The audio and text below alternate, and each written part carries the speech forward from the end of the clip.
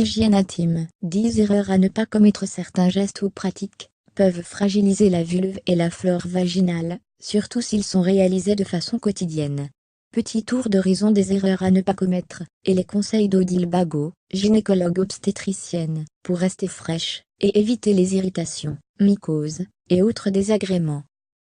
Ne vous essuyez pas de l'arrière vers l'avant, après avoir uriné. Cela tombe sous le sens. Après avoir uriné, il faut toujours s'essuyer de l'avant vers l'arrière, pour éviter que des colibacilles, bactéries intestinales, migrent vers la vulve, et provoquent des infections. Cela reste tout de même très théorique car des colibacilles, on en trouve aussi un peu partout sur la vulve, indique Odile Bagot.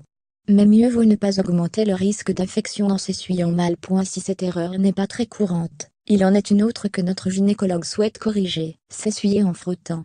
Mieux vaut tamponner la zone que frotter avec le papier toilette, surtout sur les vulves fragiles. Ne gardez pas un tampon toute la nuit. Il est déconseillé de garder un tampon toute la nuit à cause du risque de syndrome du choc toxique, SCT. Les tampons pourraient faciliter l'entrée de la toxine TSST1, qui colonise le vagin et passe ensuite, dans la circulation à travers la muqueuse de l'utérus.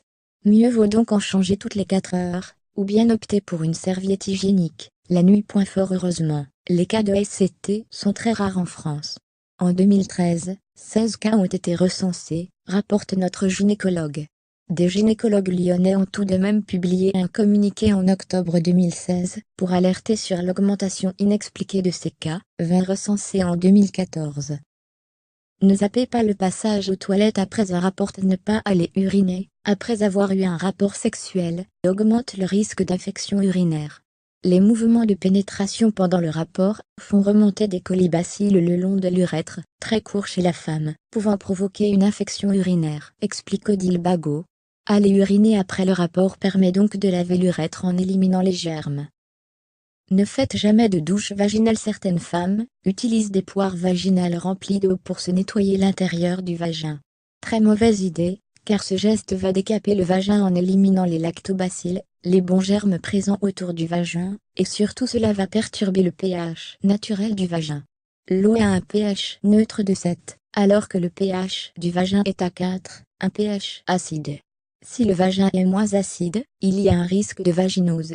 Une irritation et des pertes vaginales malodorantes peuvent alors survenir.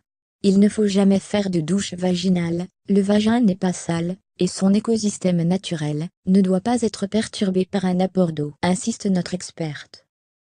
Éviter le gant de toilette. Laver les parties intimes avec un gant de toilette est une très mauvaise idée, car c'est un nid à germes.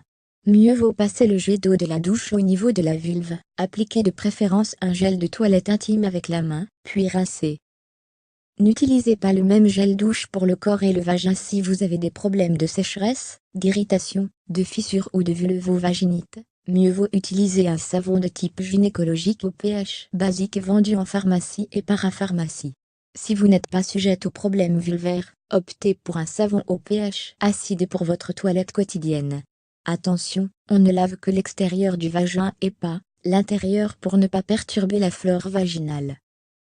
Ne portez pas de protège-slip tous les jours. Guillemets bourrés de produits chimiques, produits blanchissants et désinfectants. Les protège-slip, s'ils sont portés tous les jours, peuvent provoquer des irritations et des allergies. Aussi, un protège-slip n'est pas aussi aéré qu'un fond de culotte, il y a donc un risque de macération des germes pouvant provoquer une cystite. En effet, des colibacilles sont présents dans les protège-slip. Le port de protège-slip doit rester occasionnel, et la culotte doit être changée tous les jours, rappelle notre gynécologue. Non aux lingettes intimes au quotidien. Tout comme les protège-slip, les lingettes intimes peuvent être irritantes à cause des produits qu'elles contiennent, parfums, désinfectants, produits blanchissants. Ces produits sont déposés sur la peau, au passage de la lingette, sans être rincés. Ils vont donc rester au niveau de la vulve. Il vaut mieux utiliser par exemple un brumisateur d'eau thermale, si on veut se rafraîchir, conseille Odile Bagot. Pulvériser un peu d'eau sur la vulve, puis sécher en tamponnant avec du papier toilette. L'utilisation des lingettes doit rester exceptionnelle. Gare à l'automédication systématique. Beaucoup de femmes utilisent systématiquement des ovules antimycosiques, vendus en pharmacie, sans ordonnance, à la moindre irritation. Or, il ne s'agit pas toujours d'une mycose, et dans ce cas, l'ovule est inutile. L'irritation peut aussi être le signe d'une vaginose, rappelle notre spécialiste.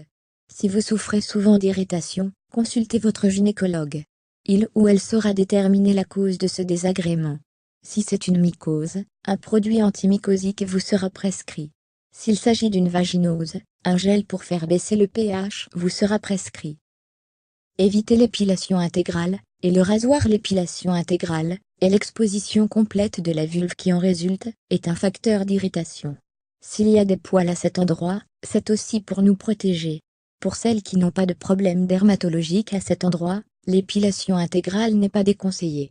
En revanche, pour les autres, il est préférable de ne pas tout épiler. Quant au rasoir, il est à éviter. Son usage augmente le risque de poils incarnés, douloureux sur cette partie du corps, où la peau est fine. Aussi, le rasoir peut occasionner des micro-coupures dans lesquelles peuvent s'introduire les germes se trouvant au niveau du périnée.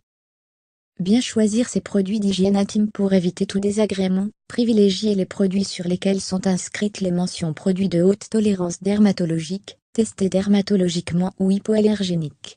Pour être sûr de ne pas vous tromper, tournez-vous vers des gels et lingettes intimes vendus en pharmacie et parapharmacie, et vers des tampons et serviettes hygiéniques bio. Dernier conseil, les femmes qui ont tendance à avoir des petites irritations ou des petites fissures au niveau de la vulve peuvent s'en protéger en appliquant tous les jours une pommade au calendula.